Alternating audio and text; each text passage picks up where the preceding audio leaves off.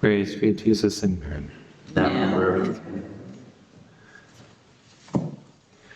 The Gospels during the week are taken from the Gospel according to St. Luke at this time of the year, and today we celebrate his feast day. Besides his Gospel, he also wrote the Acts of the Apostles. Between these two, he is the author of more words of the New Testament than anyone else, more than a quarter, 27.5%.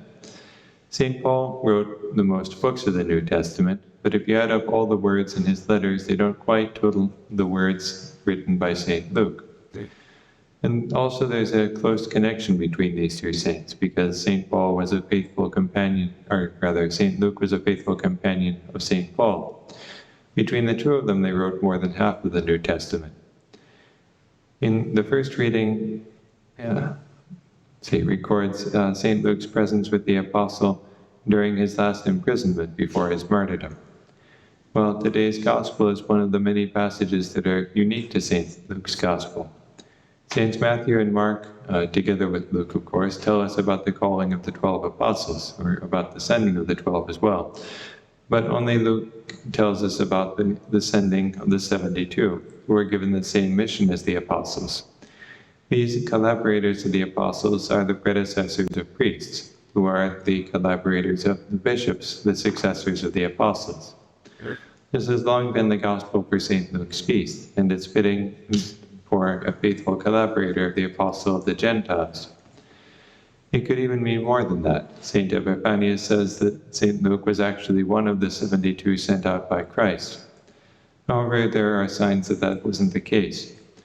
St. Paul mentions St. Luke by name in 3 letters. In one of these cases, at the end of the letter to the Colossians, he's sending greetings from various people who are with him.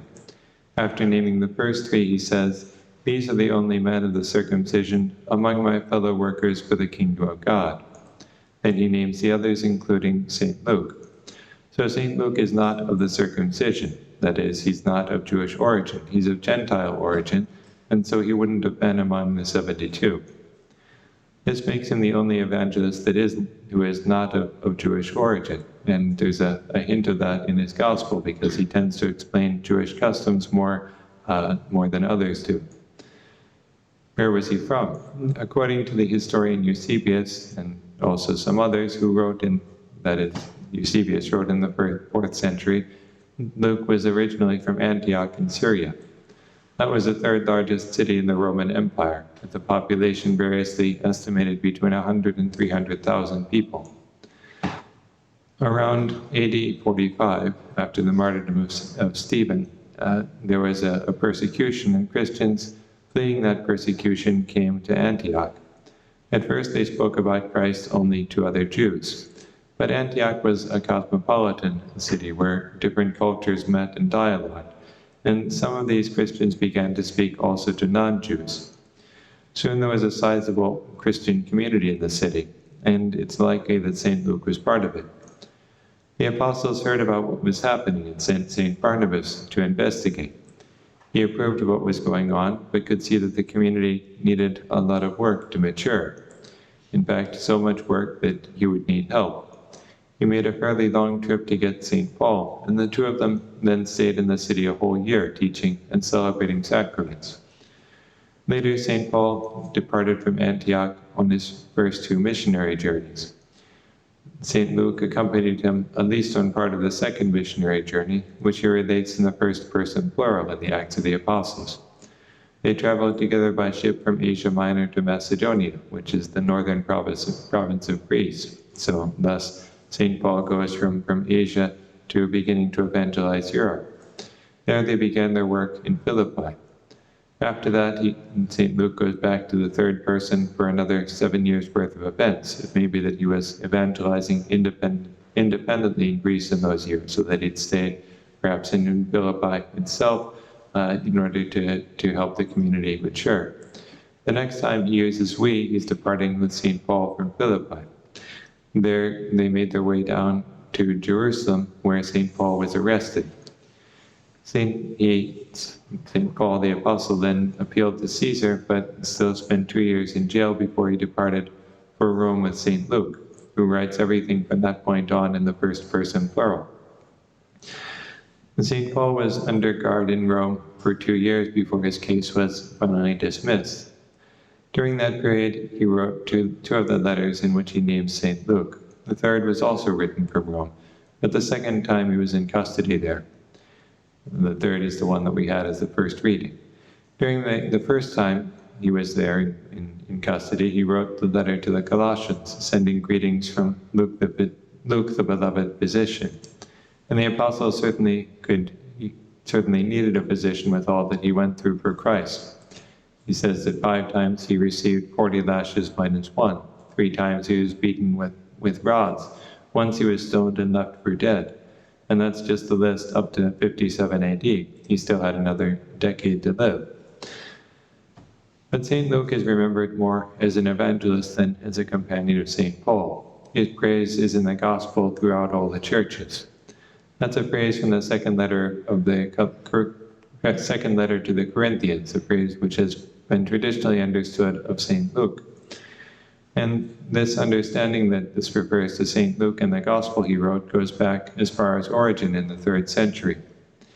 Most scholars today don't think that it should be taken that way, because the letter was written about AD 57, and they don't think that St. Luke's gospel existed yet. However, it's not impossible. It could have been written earlier than what they think.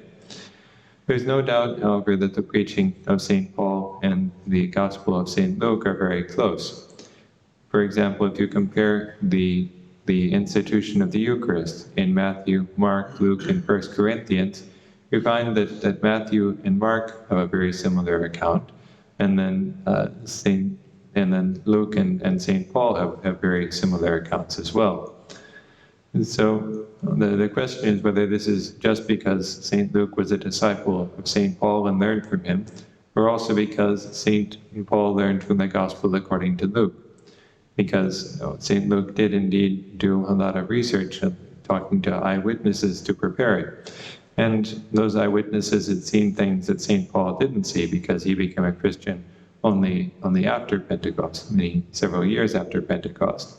So he didn't see Jesus. He didn't see all these various healings. He didn't hear all those miracles.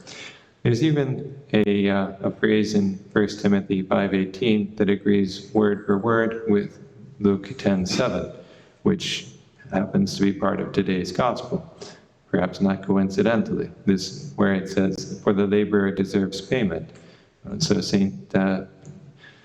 Paul says that same thing, and this is in a passage that's only in Luke's gospel. It's not in the other gospels. Of course, Luke didn't invent it because he wasn't there.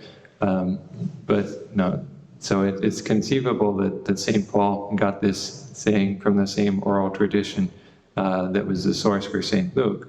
But it's also, when 2 different gospels recount the same thing, often there are slight differences in wording between them. So to have a phrase that's exactly the same word for word between a letter of St. Paul and the gospel of St. Luke could well mean that St. Paul is quoting from the Gospel according to Luke. But we can't be entirely sure. It's only 6 words long, so it's not completely improbable that he could have something that agrees word for word without actually quoting the written source. But it's certainly an interesting piece of evidence. Together with the fathers of the church, we say that when St. Paul refers to my gospel, he's referring to the gospel according to St. Luke. So there's a lot to be said for this traditional view that St. Paul used St. Luke's gospel, but the vast majority of scholars today don't think that it's chronologically possible. They think the gospel of St. Luke must have been written later. Leaving that aside, let's close by looking at some characteristics of St. Luke's gospel. He writes Greek very well, much better than the other evangelists, much better than most of the people in the New Testament, or most of the human authors in the New Testament. At least, when he wishes, he can sound very much like classical Greek, like in the prologue, the first 4 verses of his gospel. There he shows a real mastery of the language. But he also has the versatility to write in a Semitic style, similar to that of the other evangelists, or more to the Greek translation of the Old Testament. And this is what he does in most of his gospel, although he does show his superior vocabulary at times. In particular, being a doctor, we find him describing the ailments that Jesus heals more precisely.